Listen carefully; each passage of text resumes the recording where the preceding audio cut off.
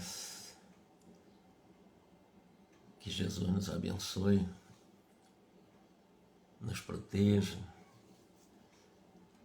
e que eu possa realmente fazer uma excelente apresentação, que eu vou fazendo a leitura, eu vou fazendo as reflexões daquilo que nós consideramos que sobressai no tema e que possamos ir aprendendo, né? Uma boa tarde ou boa noite a todos. Nós, da última vez que estivemos aqui, nós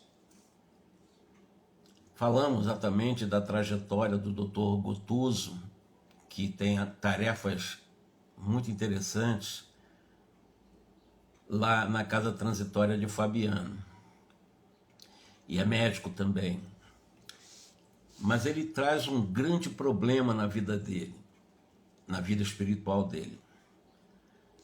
Ele, quando visitou a família dele, ele percebeu que a esposa que tinha prometido para ele fidelidade, ela não foi tão fiel à promessa, porque ele percebeu que ela casou, acabou sendo seduzida, casando com seu primo Carlos, do qual ela passou a ter 2 filhos com ele, com o primo dele, e ficou muito revoltado. Embora ele seja um trabalhador, ele esteja realmente em condições de serviços na casa transitória de Fabiano, mas ele mantém a mágoa. São 10 anos, ele está falando com o André Luiz, passaram-se 10 anos, eu não consegui assimilar bem o casamento da minha esposa, que ficou com o meu primo. Então, mas ele tem bons trabalhos, tem feito dentro do limite dele, fazendo o trabalho, mas veja que ele traz essa mágoa, né? E eu fico pensando, é muito difícil uma pessoa que traz e carrega uma mágoa de não perdoar a própria esposa, de não perdoar o primo nas condições que eles estão. E dentro dessa visão egóica, exclusivista da esposa só para mim, que ela ficou realmente na condição, não poderia ter casado, e se fosse ele? Isso foi discutido com ele, inclusive, né? E quase 10 anos, diz o André Luiz, decorridos, diz ele para o André Luiz, né? E a minha mágoa continua tão viva como naquela primeira hora em que eu vi a minha esposa casada com meu primo. Deixando a entregue ao desabafo, alguns minutos pesados rolaram entre nós dois, diz André Luiz. E o Gotuso, agora em condições de ouvir,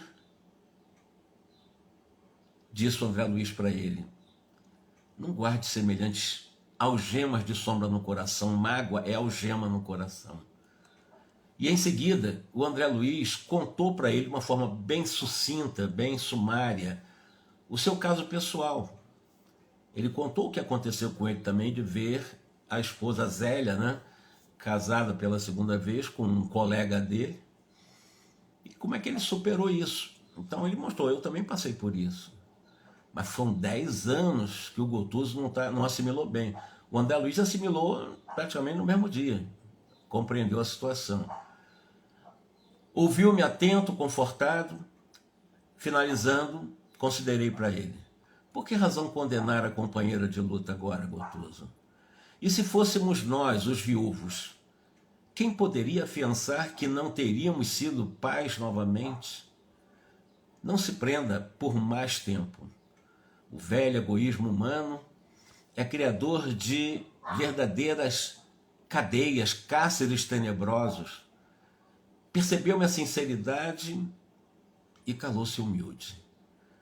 E porque o ambiente se fazia menos agradável em face das exposições dos íntimos aborrecimentos do Gotuso, o André Luiz perguntou para ele, para modificar aquele impulso mental de mágoa, se ele ficava restrito aos trabalhos de assistência aos enfermos no setor das tarefas que lhe são atribuídas. Porque as tarefas atribuídas para os serviços do Dr. Gotuso na casa transitória são serviços na área médica, médica humana. Não é o médico como o André Luiz, o médico que já está com uma visão transcendente da vida. Ele disse: eu tenho outros campos de atividade aqui, né? Aí o André Luiz perguntou se ele cooperou em tarefas reencarnacionistas. Foi uma pergunta interessante. Você é médico, conhece todos os mecanismos do processo da fisiologia. Então eu te pergunto, você conhece os processos de reencarnação? Cooperou em tarefas reencarnacionistas? Perguntou André Luiz para o Gotuso. Recordei a experiência que acompanhara de perto em outra ocasião e narrei o que sabia. Então, o que o André Luiz está dizendo aqui? Ele contou um caso para o Dr. Gotuso que ele acompanhou, foi o primeiro caso que ele acompanhou pessoalmente, a reencarnação de Segismundo. Está lá em Missionários da Luz. E os detalhes, aqueles detalhes técnicos utilizados pelo mentor do trabalho, promovendo uma reencarnação bem específica, que é a reencarnação de Segismundo. Existem outros casos de reencarnação que o André Luiz acompanhou também, de uma forma bem diferente de Segismundo, mas o clássico é esse de Segismundo. E o Gotuso escutou, sim, que disse que conhecia casos de reencarnação de natureza que, olha, André Luiz, você está me contando um caso, que é o de Segismundo, que é de reencarnação preparada, de espírito em condições melhores, medianas, né? Em caso em que o interessado se fizera credor da gentileza de vários amigos que o auxiliaram desveladamente. Então, é uma reencarnação bem planejada. Você conheceu essa reencarnação aqui, André? Acompanhamos situações dolorosas através de incidentes degradabilíssimos, ou seja, bem desagradáveis, para a sensibilidade. São tarefas reencarnatórias em ordem inferior, mais difíceis e muito mais complexos. Então as reencarnações, como ele está falando assim, em nível inferior, diferente de nível de um Segismundo, é muito mais difícil, é muito mais complexo o processo da reencarnação. Aliás, todo o processo reencarnatório é muito complexo. Não existe reencarnação simples, o processo de lidar a reencarnação. E, de alguma forma, ele vai dizendo, na verdadeira mobilização de inúmeros benfeitores, em face da complexidade da reencarnação em nível inferior, de piedosos sábios dos planos mais altos que nos traçam as diretrizes a serem seguidas. Por vezes, surgem problemas torturantes nesse esforço de aproximação, de ligação dos interessados ao ambiente em que serão recebidos. O esforço de aproximação também aconteceu com Segismundo.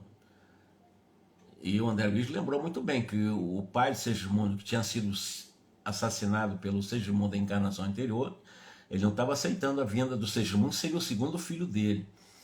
E isso teve também muita dificuldade se não entrasse a Cipriana, lá no outro livro, Missionário da Luz. Né? Na história, talvez, até o Segismundo não conseguisse reencarnar. Mas nesse caso aqui são reencarnações inferiores. O Segismundo teve um acompanhamento muito grande do Alexandre. E aqui ele está dizendo que as reencarnações são muito mais complexas em função dessa aproximação, dessa ligação dos interessados do processo.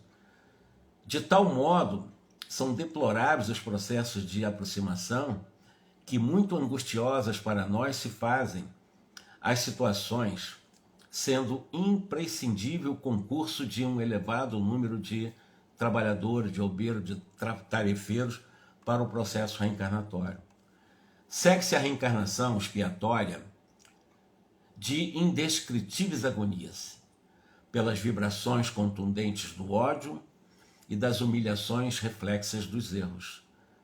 Então também existe essa problemática aí em relação ao ódio alimentado em vidas anteriores, de cenários anteriores, que possam haver uma correspondência em cenários próximos, considerando os personagens que de cenários anteriores vão viver em outros cenários, mas com as mesmas circunstâncias de desafios. Na esfera venturosa em que você habita, há institutos para considerar as sugestões de escolha pessoal. O livre-arbítrio, que é garantidor de créditos naturais para uma discussão, para uma solicitação de uma modificação, uma apresentação de certas e justas exigências para uma programação reencarnatória, quando, pela liberdade, pelos créditos naturais, os espíritos podem escolher em reencarnações melhores.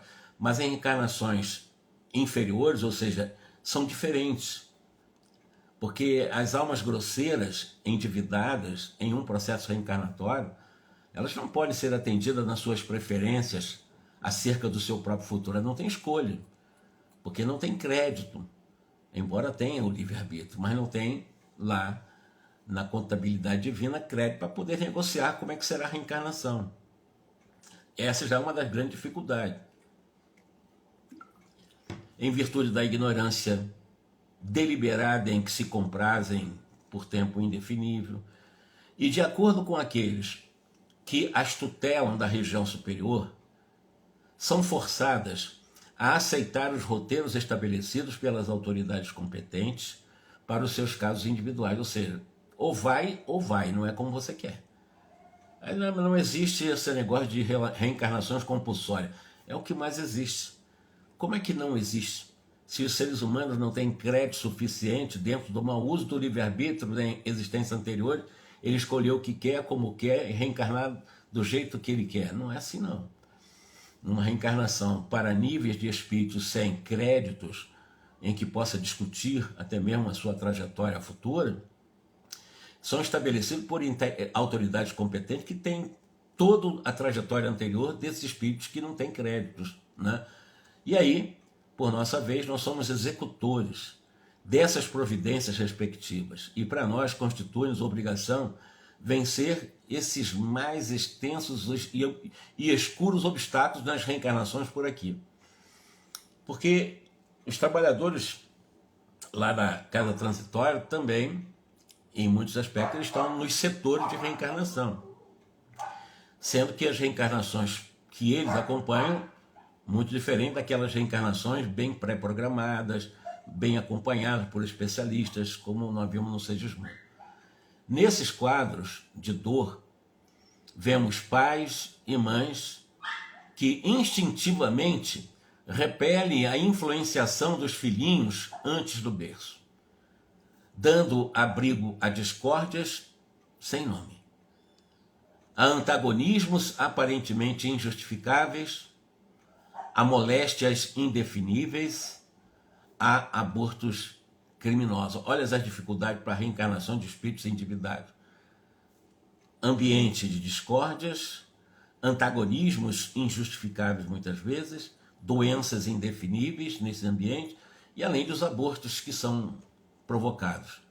Enquanto isso ocorre, os adversários que reencarnam em obediência ao trabalho redentor, programado pelos mentores abnegados dessas personagens, de dramas sombrios, de longa representação no cenário da existência humana, penetram o campo psíquico dos ex-inimigos e futuros progenitores, impondo-lhes sacrifícios intensos e quase insuportáveis.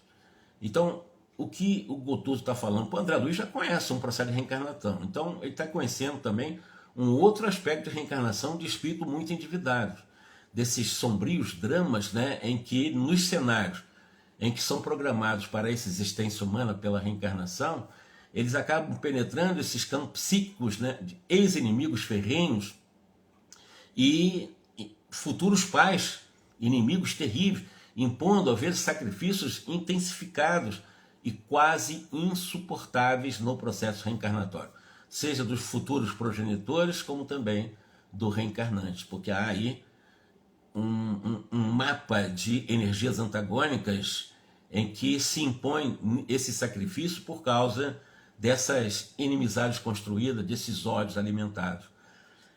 Repare a diversidade entre as suas informações e as minhas. Realmente não são bastante diferentes. Ele vai mostrar que as observações dadas pelo Gotuso e as informações que o André Luiz tinha são bastante diferentes.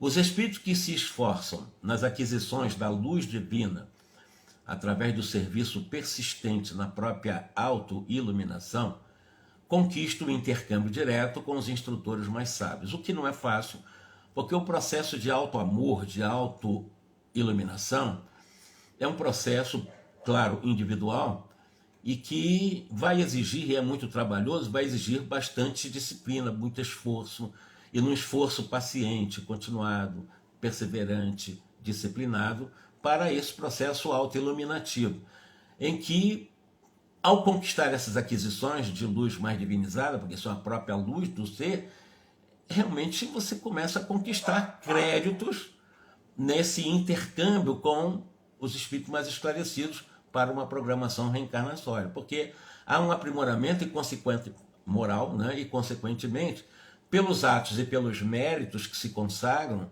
podem escolher os seus elementos de vida nova na crosta terrestre, diferente dessas em que os inimigos se reencontram e têm uma dificuldade enorme para a reencarnação, do qual estão presentes doenças, problemas de antagonismo, o próprio aborto, em condições mais favoráveis, no caso que ele conheceu de Segismundo. Evidentemente ali existem méritos, né? Há uma consagração muito mais intensificada das escolhas dos elementos para essa nova existência na Terra, como um trabalhador digno, que pelos créditos morais que eles conquistaram, ele pode até, eu não digo exigir, mas ele pode negociar muito bem as próprias ferramentas destinadas ao seu trabalho na reencarnação, porque ele tem crédito. Nós, se tivermos crédito e nós formos programados para a reencarnação, nós podemos realmente fazer algumas sugestões, alguns detalhes, até exigir no sentido, discutir um pouco mais a nossa trajetória, ou seja, há um plano de reencarnação em que do plano existe uma programação e na programação existe o propósito. A programação vai do berço ao túmulo com todas as experiências possíveis que nós vamos tendo no dia a dia, na horizontal da nossa vida. O propósito é o convite para verticalizar a nossa experiência. Em toda reencarnação nós somos convidados a exercer virtudes, que é o propósito, que é exatamente a reencarnação é um convite para nós nos evoluirmos moralmente. Porém, aquelas pessoas que são presas, escravas ao ódio por si mesmo, ao ódio ao outro, ódio a Deus, ódio à vida, pessoas que se rejeitam, desequilibrados, aqueles que alimentam intemperanças, paixões desequilibrantes, evidentemente que se preparem para as exigências da lei, porque as reencarnações desses seres serão coercitivas, elas serão compulsórias, não há esse negócio de, não, eu quero um corpo assim, eu quero reencarnar assim, não. Você vai reencarnar como nós determinarmos que seja, não como punição, porque não existe nos estatutos de Deus espaços para punições. A reencarnação não é um mecanismo punitivo. A reencarnação é um mecanismo das leis naturais, do qual Deus nos possibilita, nos oportuniza exatamente novas experiências para o reaprendizado naquilo que nós erramos, com novas provas para aprendermos e continuarmos a nossa ascensão em um processo de depuração moral. Porque o objetivo da reencarnação é um convite para a depuração espiritual. Não é outro, não é para pagar como um processo de punição.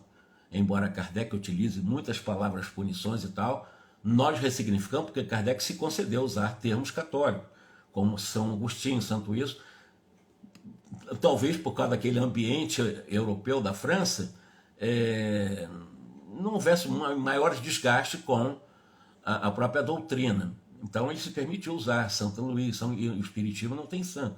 Mas a palavra punição, castigo, censura, Deus não censura, Deus não pune, Deus não castiga. Deus ama, Deus é amor, Deus é misericórdia, Deus é a fonte mais pura, geradora da vida.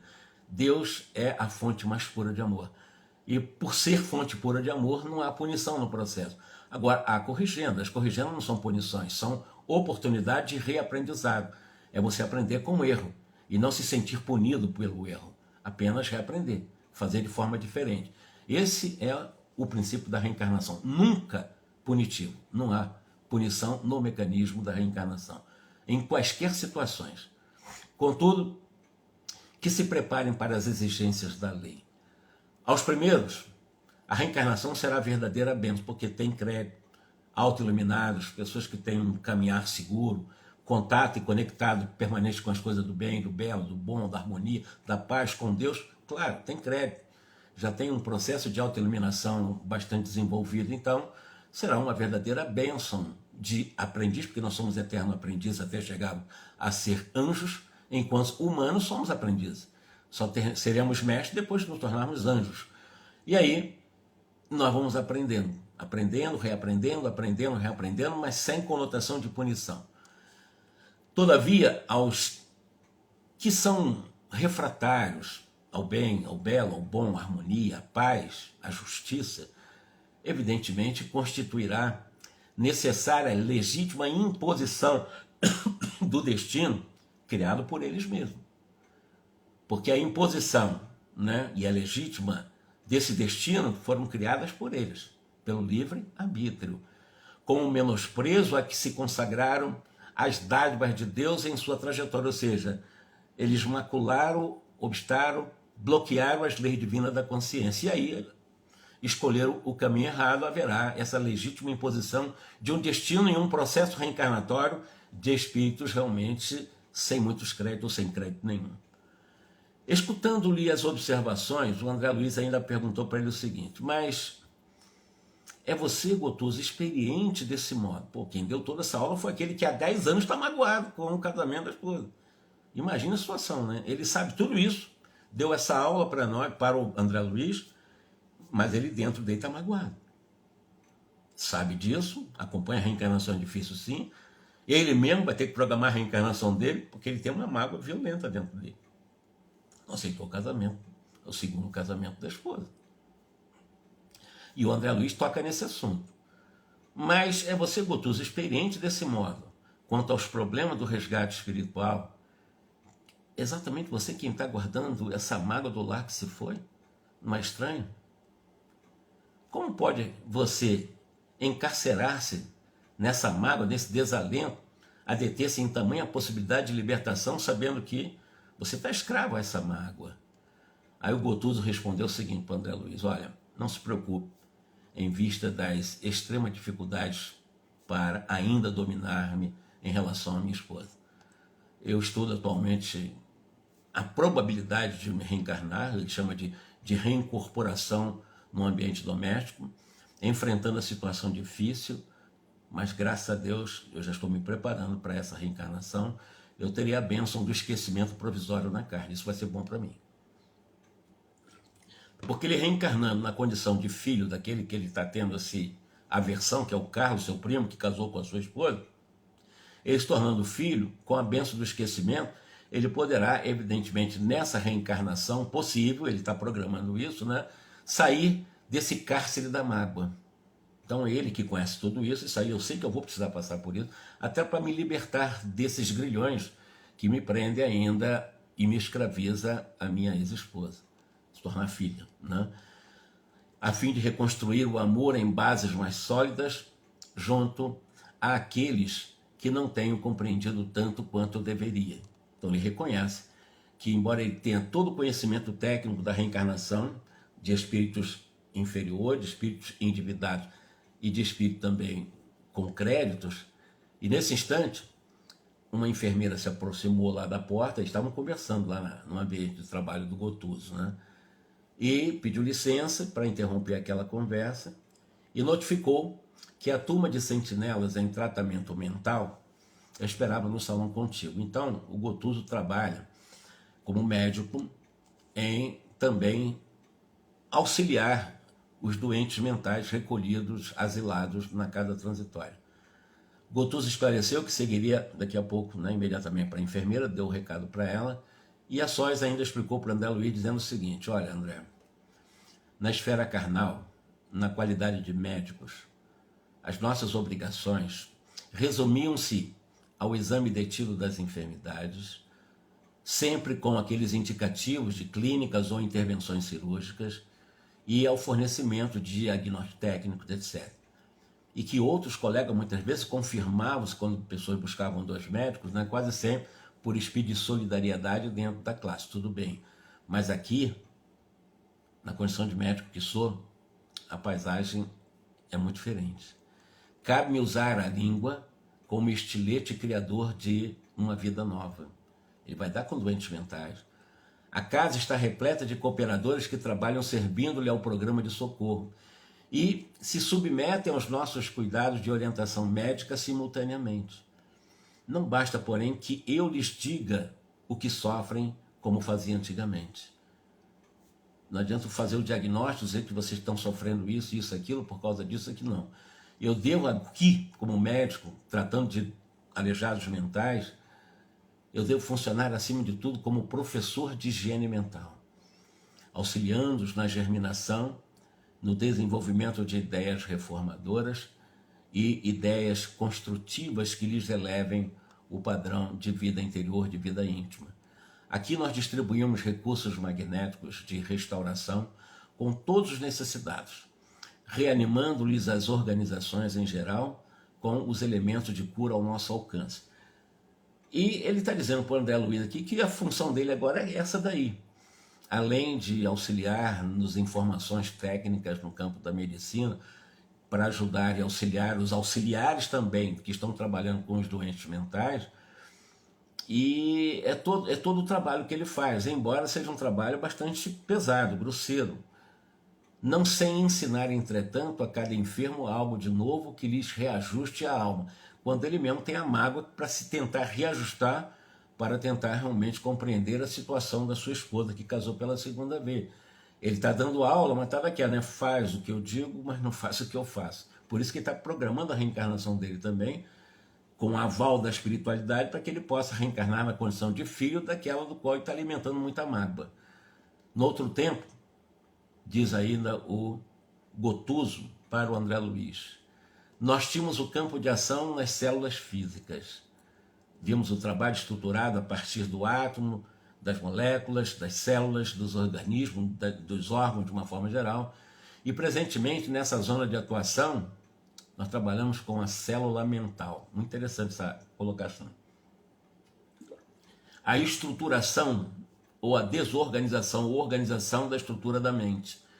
Observando a disposição ativa do Gotuso, perguntava a mim mesmo qual a razão pelo qual fora ele tão depressa utilizado ali na esfera de socorro aos aflitos. Então André Luiz começou a pensar, ele com ele mesmo, em si mesmado, perguntando para si próprio, se ele tentava encontrar resposta nele mesmo, por que o Gotuso foi utilizado no campo da medicina tão depressa, né, em socorro aos aflitos, quando ele também está profundamente aflito em relação ao lar que ele deixou na Terra. Quando ele ficou assim, como o Gotuso não tem ainda muita sensibilidade, não percebeu esses pensamentos, esses questionamentos de André Luiz. Né? Eu reparei, todavia, que Gotuso não me percebia os meus pensamentos, nem mesmo de maneira parcial, demonstrando-se menos exercitado nas faculdades de penetração, acompanhando-o ao recinto onde aguardava extensa clientela, diz André Luiz, eu notei que a assistência ali era ministrada a doentes em massa, dentro de vibrações mais grosseiras e lentas. Então, um trabalho coletivo, utilizando os recursos do magnetismo, fazendo com que, trabalhando, como eu disse, coletivamente, essas possíveis energizações, né, vibrações mais grosseiras e lentas, exigindo a colaboração especializada de médicos desencarnados que, como acontecia com o próprio Dr. Gotuso, ainda conservavam regular sintonia com os interesses imediatos da crosta terrestre. Então não era uma medicina elevada, transcendente, que o Gotuso aplicava, embora os passes, embora os acompanhamentos de reencarnações difíceis, mas o Gotuso estava realmente numa condição bastante, digamos, subalterna, embora médico, lá no lar transitório de Fabiano. E o André Luiz percebeu, bom, ele está fazendo a parte dele. Quando, se ele tivesse condições melhores, né, tanto é que ele tinha vontade de conhecer lugares mais elevados. Isso nós falamos em reuniões anteriores. E o André Luiz até disse que poderia interceder a favor dele para conhecer nosso lar, porque ele não conhecia nosso lar. O Gotuso é da região exatamente ligada a essa psicosfera onde fica a casa transitória de Fabiano. Então, não são regiões muito densas, ainda nem são colônias espirituais, são casas transitórias, são institutos móveis de socorro. Né? A diferença de atmosfera, aí ele vai fazer agora uma descrição, saindo agora de Gotuso, e vamos entrar em outros aspectos da leitura. A diferença de atmosfera entre o dia e a noite na casa transitória era quase imperceptível, ou seja, enquanto eles estavam dentro da casa transitória, abastecida energeticamente, lá existia exatamente, você não sabia se era noite e dia, até porque estava numa região de muitas trevas, e a casa transitória é iluminada com luz artificial. Ele vai dizer isso, ó, não conseguiria estabelecer comparações apreciáveis, mesmo porque durante todo o tempo de nossa permanência na casa transitória, estiveram acesas as luzes artificiais. Então, as luzes artificiais para manter exatamente essa possibilidade visual em todo o ambiente, em toda a jurisdição da casa transitória. Então, 24 horas, vamos dizer assim, com luz artificial ali. Então, você não sabia se é noite e dia no interior da casa transitória. Quando eles saem de lá, ele fala: denso nevoeiro abafava a paisagem sob o céu de chumbo ao que foi informado. Grandes aparelhos destinados. Foi uma informação que ele teve. E está só fazendo uma afirmação, vendendo o peixe como venderam para ele. Ele coloca no livro. A fabricação de ar puro funcionava incessantemente na casa, renovando o ambiente. Como fosse, vamos chamar assim, higienizador de ar, de atmosfera, né? Tu tem também aquele refrigerador de ar para manter o ambiente refrigerado.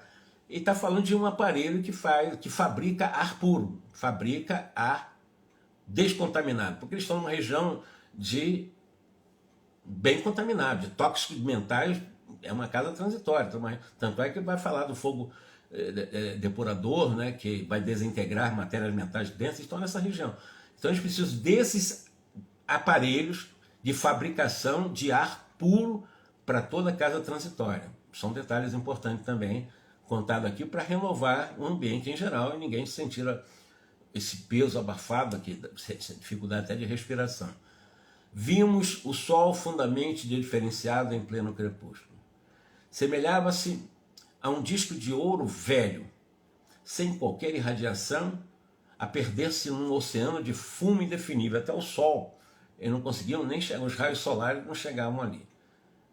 Como assim, Jorge? Porque não estão falando de mundo espiritual, não, mundo extrafísico, dimensões diferentes, mundos que não são do chamado espectro do mundo físico. Mas os raios solares alcançam, inclusive, o nosso lar, alcançam, claro que alcançam, né? Comparando a situação com os quadros primaveris da costa planetária, os entardeceres na esfera carnal parecem verdadeiras decorações do paraíso. Permanecíamos em região onde matéria obedecia a outras leis, interpenetrada de princípios mentais extremamente viciados. Então aqui ele vai dar uma dica, que eu falei da questão do ar, fabricação de ar puro, a questão da luz solar, que não é visível, a questão da escuridão, essa bruma de fumo pesado. Essa matéria que nós estamos falando, a matéria que não é da matéria que nós conhecemos na Terra, obedecia a outras leis que a física não conhece. Ele está dizendo isso, a matéria, diante de dimensões de leis diferentes das leis da matéria que nós conhecemos na Terra, interpenetrada de princípios mentais extremamente viciados. Então, existem outras leis que regem esse tipo de matéria, em que entra também como ingrediente formador da matéria nessas dimensões as questões dos resíduos mentais viciados, tóxicos, nessas regiões negras onde está a casa transitória. Ela é uma casa que se move, né, em sentido vertical. Ela se move para baixo, para cima, como elevador, né?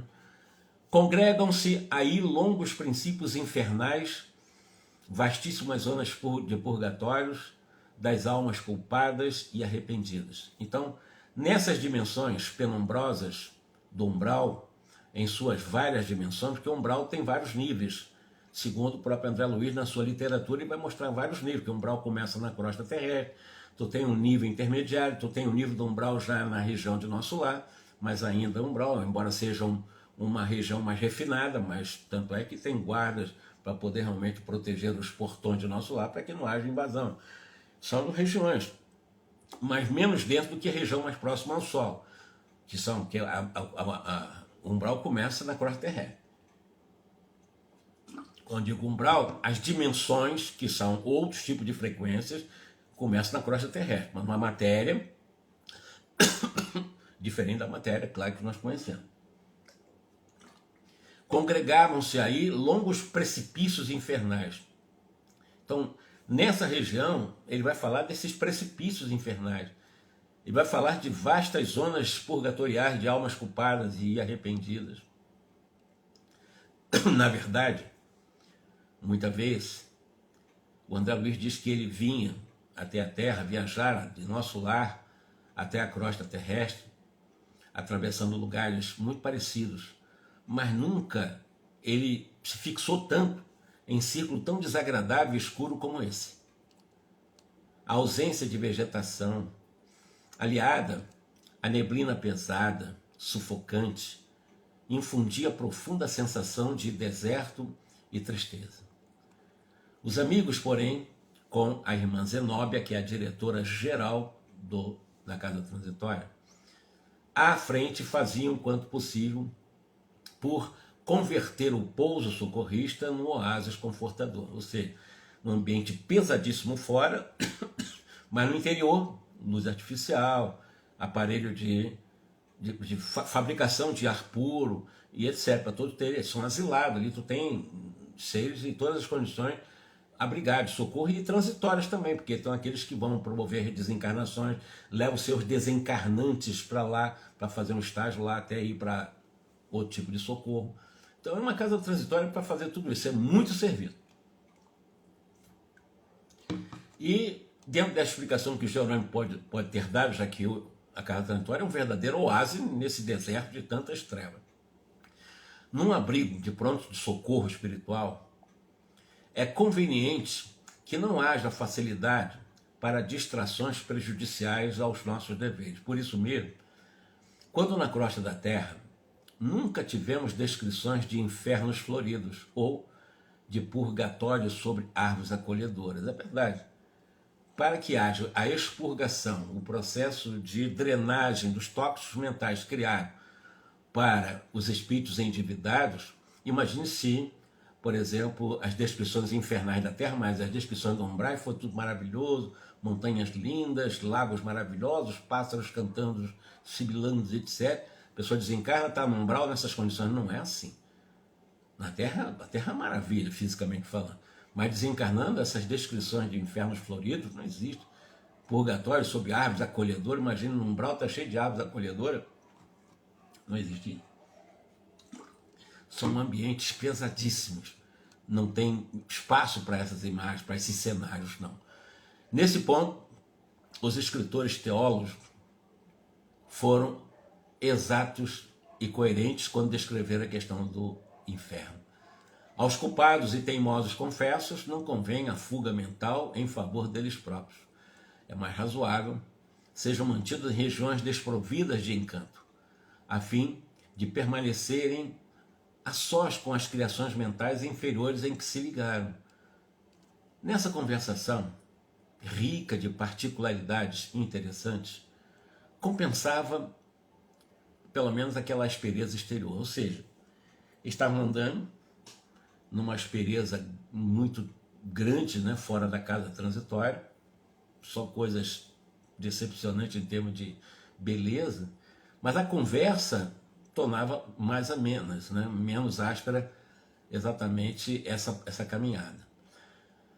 Valorizando o tempo, acerca do qual não se conseguia fazer nenhum cálculo, a não ser pela observação dos cronômetros, que eram ali aparelhos preciosos e indispensáveis, ao soar de 19 horas, orientados pela Zenóbia, preparamos-nos para uma pequena jornada ao abismo. Quando fala abismo, casa transitória, é uma casa que está flutuando. Abismo, vão sair da casa e vão descer. E vão descer para regiões, evidentemente, que eles chamam abismais. Ela convocou 20 cooperadores para as tarefas de colaboração eventual, imediata, para essa excursão que eles vão fazer nessas regiões que ele chamou realmente abismais, né? 3 mulheres, essa aqui também é uma informação interessante, são 3 mulheres, 16 homens, que à primeira vista não pareciam pessoas de cultura. Então, 3 mulheres e 16 homens pareciam de sensibilidade, embora pouca cultura, mas de sensibilidade apurada.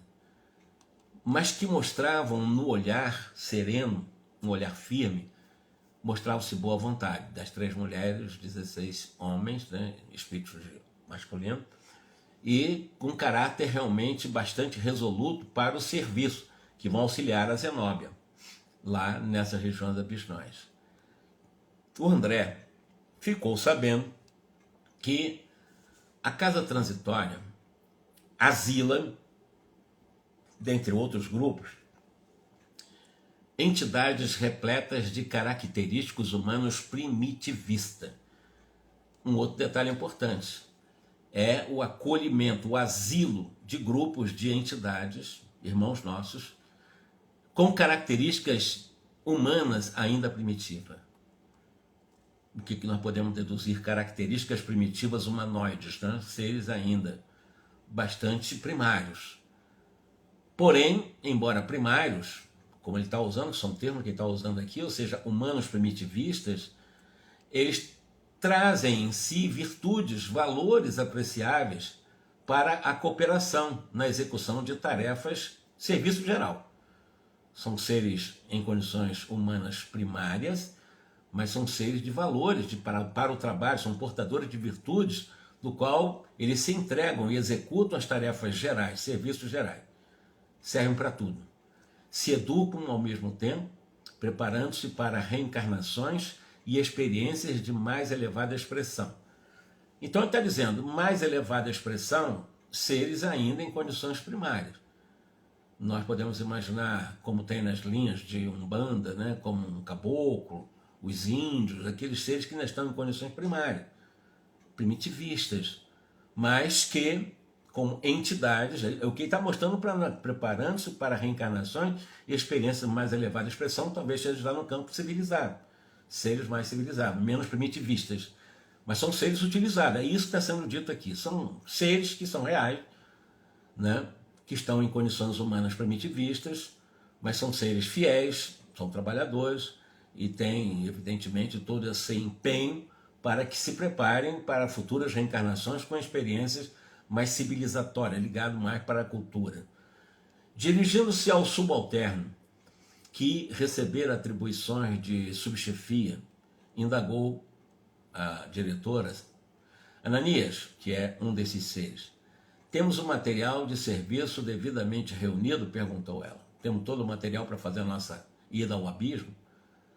Não devemos esquecer, principalmente, diz ela para exatamente o Ananias, as faixas de socorro, as redes de defesa e os lança-choques. São instrumentos importantes de defesa, que eles vão pegar uma região penumbrosa, perigosa. São seres evoluídos, mas eles não podem também nem apresentar a luz, eles vão fazer um trabalho difícil nessa região, nesses abismos. E por isso que ela falou lá para o Ananias se estava realmente tudo preparadinho, principalmente as faixas de socorro, como fosse redes para proteção, né? Essas redes de defesas e esses lança-choques, como fosse bombinhas, né? Bombinhas só para assustar, não é bom para machucar, não. É apenas para se defender. Tudo pronto, respondeu Ananias. Voltou-se em seguida para o Jerônimo, que é o chefe da expedição em que o André Luiz vai participar para acompanhar 5 desencarnações na Terra. Nesse caso, ele está fazendo um estágio agora na casa transitória. Então, voltou-se em seguida para Jerônimo e disse bem-humorada: de antemão, peço-lhe desculpa a todos que se lhes tomaram um tempo para fazer um atendimento a um desventurado irmão a que me referi, satisfazendo a interesse que me é particular. Senhor, eu estou agradecendo muito a você, Jerônimo, André Luiz, ao padre, né, o Hipólito, a Luciana, que é a enfermeira, que faz parte da equipe liderada pelo Jerônimo, porque vocês vão me ajudar a mexer com um ser humano ligado ao meu coração. É um pedido particular, eu vou tentar ajudar ele nessas regiões abismais e vocês estão sendo muito úteis, eu não sei como é que eu vou pagar isso para vocês. E ela é a diretora da casa transitória, hein?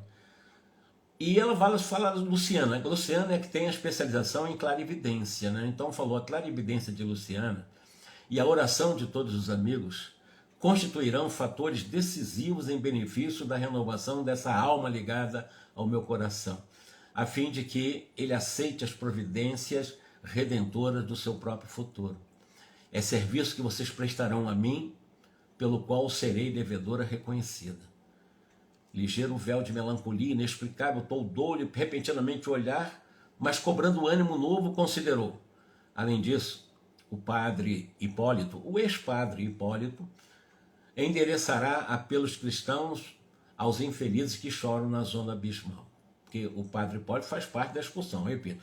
É um médico, é uma enfermeira, é um padre e é o grande diretor que é o Jerônimo, que vão fazer esse trabalho acompanhando, repito, na Terra 5 desencarnações. Aqui estão fazendo um estágio, porque dessas desencarnações vão passar também os desencarnantes para a casa transitória para depois ir para algum lugar do nosso lar. O fogo purificador, que é um fogo que vai depurar o ambiente externo, essa coisa sufocante da parte externa da casa transitória, passará amanhã e poderemos ministrar-lhe um aviso edificante lá para esse espírito sofredor. O ex-sacerdote Hipólito comentou confortado: a cooperação para nós será um grande prazer.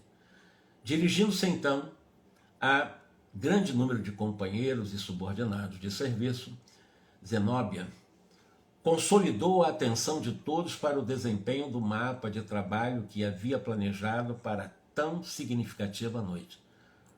A casa deveria permanecer atenta às contribuições que receberia dos institutos congêneres, que existem várias centenas de casas transitórias. Estou analisando apenas uma, que é a casa transitória de Fabiano, que foi construída pelo Fabiano de Cristo, inclusive. Né? Mas existem outras casas transitórias, outros institutos congêneres, né, que iam lá trocar ideia por causa desse fogo depurador que iria passar, negociar como é que eles vão sair daquela região para que o fogo depurador passe por ali. Alguns servidores seguiram para a crosta prestando apoio à expedição de Fabrino, alguns casos difíceis de reencarnação compulsória, como falou lá o Gotuso para o André Luiz, que as reencarnações do qual essas equipes, essas expedições da casa transitória acompanham, são reencarnações muito difíceis, elas são compulsórias. Certos departamentos abrir-se-iam à visitação dos encarnados parcialmente libertos da crosta, então alguns departamentos da casa transitória serão abertos para aqueles que durante a noite estão dormindo, para receber o benefício magnético de conformidade com as solicitações autorizadas. Nós, quando dormimos, podemos fazer uma visita numa dessas casas transitórias ou congêneres, né, em que nós podemos receber também o benefício de magnetismo autorizado pela espiritualidade para algum tipo de doença que possamos ter, que eles possam fazer uma reposição energética de fluido vital, etc. Isso é muito importante, porque nós vivemos fisicamente em função do quanto do fluido vital que temos. Porque se o fluido vital acabar, não há corpo que nós vamos desencarnar, né? Eu não estou falando de passe em si, fluido vital é uma outra situação, não estou falando. Determinadas dependências seriam preparadas devidamente para a eventual recepção de missionários do bem procedentes da esfera elevada. Organização. Então ela tá distribuindo as atividades, que ela vai ficar 4 horas fora da casa, do comando da casa. Então ela está organizando tudo isso, né? Organizando os leitos para desencarnados prestes a serem trazidos segundo notificação recebida. 2 enfermeiras orientadoras de colônias espirituais para a regeneração trariam 20 crianças desencarnadas para a casa transitória, porque a criança, quando desencarna, não existe criança no umbral. Não existe nenhuma literatura que diz que há crianças nas regiões do umbral. Mas nessas instituições, como a casa transitória, como a casa da bênção, está lá na casa entre a terra e o céu, a gente vai ver, são lugares específicos para recolher crianças desencarnadas. Porque o espírito de adulto que reencarna e está com a mente de criança, não desencarna e vira adulto, não. Leva tempo para essa adaptação, para essa recobrança da antiga condição humana, né? Precisa até de alfabetização, muitas vezes, essas crianças recém-libertas dos laços carnais, como acontece lá com a Blandina. Ela é uma das educadoras de seres que desencarnam, ficam como criança e são tratadas como tais, são também alfabetizadas até a sua própria consciência e ir se libertando dos reflexos daquela criança que foi para tentar assumir a condição mais adulta.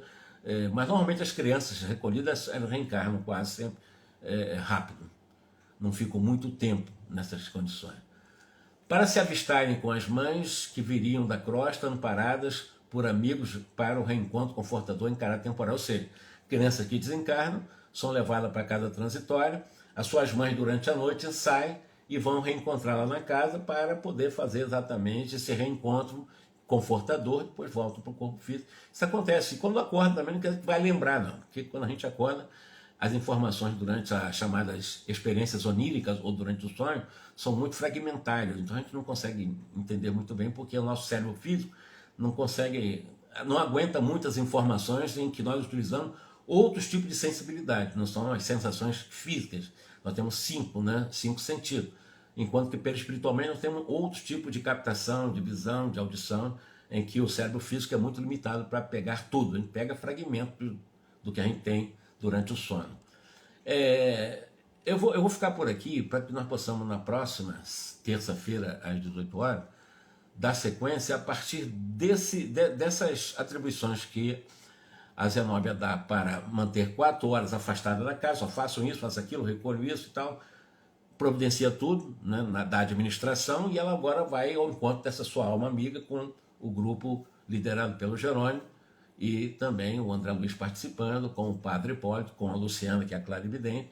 O que eles vão fazer com esse personagem que está ligado a Zenóbia, que eu vou deixar para a próxima semana. Você aí nós vamos narrar exatamente quem é esse personagem, o que ela, qual a participação na vida da Zenóbia, um espírito elevadíssimo, um espírito de muita luz, mas ela está ali preocupada já há vários anos com uma pessoa ligada ao mundo afetivo, em que ela está querendo ajudar, está nas trevas, está sofrendo muito e ela realmente pretende ajudar. É um ser bastante rebelde e que não sai das trevas porque as trevas é construção individual, né? Não tem como você interferir. Sai daí, meu irmão. Você vai ficar enquanto você for rebelde, você vai permanecer nessas condições. Porque quem entra é quem vai ter que sair. Não tem como nós tirarmos, né? Pode socorrer e tal, auxiliar, mas a saída é de quem entra, né? É assim que nós vamos analisando capítulo a capítulo, palavra a palavra, página a página, desse livro extraordinário nos domínios o melhor aqui no caso, Obreiro da Vida Eterna, que é o que nós estamos estudando, tá ok? Que Jesus nos abençoe, muita paz, e que na próxima terça-feira às 18 horas, mais uma vez, aqui com a concessão da minha querida irmã Débora, possamos dar sequência ao estudo até o final desse livro, Obreiro da Vida Eterna. Hoje na parte 10, já estamos na 10ª parte. Muita paz.